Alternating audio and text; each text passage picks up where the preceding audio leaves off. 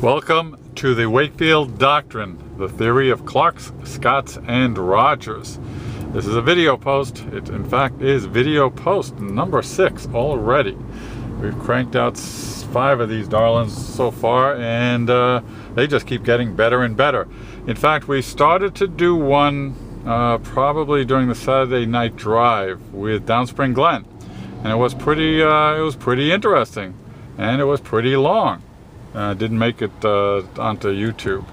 They have a size restriction, and so you'll never see that one. However, being in the car, having all these electronics, let's say we give Downspring Glen a call on the electrical telephone, see if we can't get him to do a live shot thing. Okay, get this frickin' phone to work. Bear with me, folks. Okay, now the phone should be ringing somewhere. Oh, it's not. What the hell? Hold on. Okay. Alright, we're back to the phone is ringing, and in theory, Downspring Glen will answer the phone.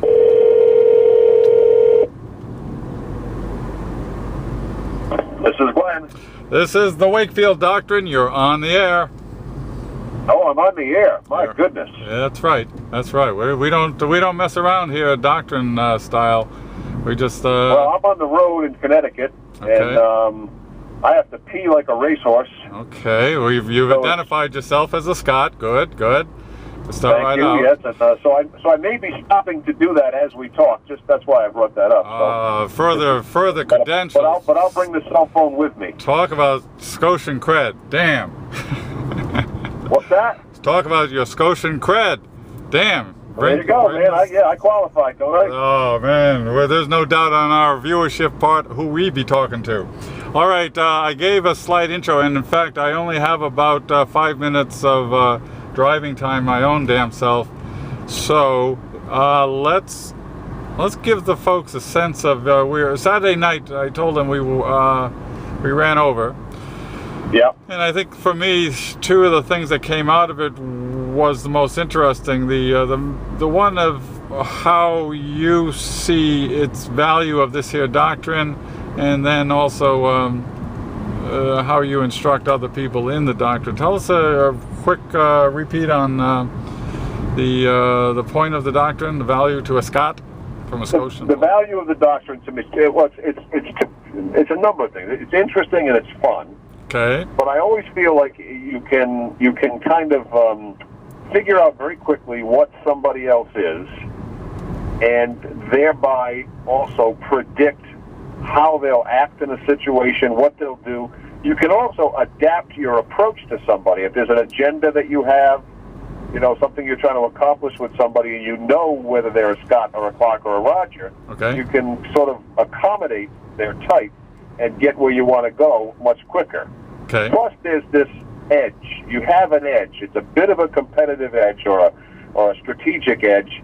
When you know what the other party is and they don't have that knowledge, you sort of have a bit of an advantage. You can predict, you can adapt. They can't. True dat. The other thing, the other point we covered was the idea of how you relay this to other people in the world. And in fact, there was sort of that inference that when you talk to other people, Scotts, Clarks, or Rogers, about the Wakefield Doctrine, we all have different ways to convey the concept to see if we can, they can join the fun, because a big part of this thing is meant for fun. Get your friends together and go to the mall and watch the Rogers and the Scotts and the Clarks. So if you found somebody that you wanted to tell the doctrine about, tell that doctrine, choose the articles as appropriate. What would your approach as a Scot be to that task? Well, yeah, as I said Saturday, I've done this with a couple of people at work, and usually my approach is, hey, I got this weird friend Clark, and he's come up with this really weird system for categorizing people, and I think it's kind of interesting and funny. Now, you may think it's weird, and it is kind of weird, because my friend Clark is kind of weird, but I want to share it with you anyway. Okay. And that's the approach, and generally people are interested, and immediately they want to tell you about people they know. Oh, my brother-in-law is definitely a Roger, that kind of thing. You get that kind of, and or they ask, what are you? And then what do you think I am? And you get that kind of response. So I actually now have a couple of people at work who, and I work in a clinical counseling kind of environment where we talk about people, and sometimes in the context of a conversation about a client or a customer, my staff person will say to me, believe me, Glenn, this one's a real Roger, or this one's a Scott and a half, that kind of thing. So it's a nice little shorthand to kind of, it captures a lot when you say that. And this is a deliberate pause. This is for dramatic effect as I scramble in my brain for Mr. One Take Glenn here to do what do we do with the time in between remembering my response to that. I had a pretty clever response, and it had to do more. You're only clever for short bursts. Your cleverness doesn't persist. It's a short burst of cleverness, and then it dissipates. That's a good point, because let's screw the script then, because when I look at writing, the stuff I write, like the post yesterday, I thought it was short, punchy, kind of clever, except when it comes to overall posts, I bow to Rogers. They have this thing that I call accessibility. Their humor is not as sharp. I don't think it's quite as good as a Clark's would be, but it flows. It flows. They got that thing down. I don't know what. Yeah, I also think though that with Clark, you're very concerned that you're clever. So when you write, you can pick your moments. And when you're not feeling clever, you go away from it. In a verbal exchange, if you're in one of your not clever times, well, you're just kind of screwed. Well, no, I'll take exception with that. I think when I write stuff, it isn't I'm not feeling clever, so now I'll be serious. It's more a matter of I'm always serious and pedantic, as you always remind the audience, but that's the natural state for Clark. The cleverness comes when I'm feeling, interestingly enough, either I'm feeling funny or when I'm feeling particularly aggressive. Bad moods are great for humor. I don't know if it's anybody else, but... I noticed that when you're in a bad mood, you're a lot sharper. If you're pissed off about something or sad about something, in any way disturbed about something, you're a lot smarter. Well, that brings up a good... And a lot more pushy and aggressive. And well, that's the thing, the aggressive element. I think that I've always been a believer, this is totally diverging, that the reason back in the day, when I used to watch Jeopardy, there weren't very many women champions. And I persist to this day that it's because of a culturally induced lack of aggressiveness. I also... Well, yeah, you're not supposed to be that competitive, I also make that point with dogs. German Shepherds versus Labradors. They're probably genetically the both same level of intelligence. However, all things being equal, the German Shepherds tend to have an aggressiveness which leads to some form of desire to problem solve.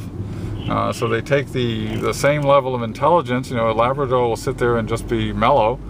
German Shepherd will cook you breakfast and get the newspaper.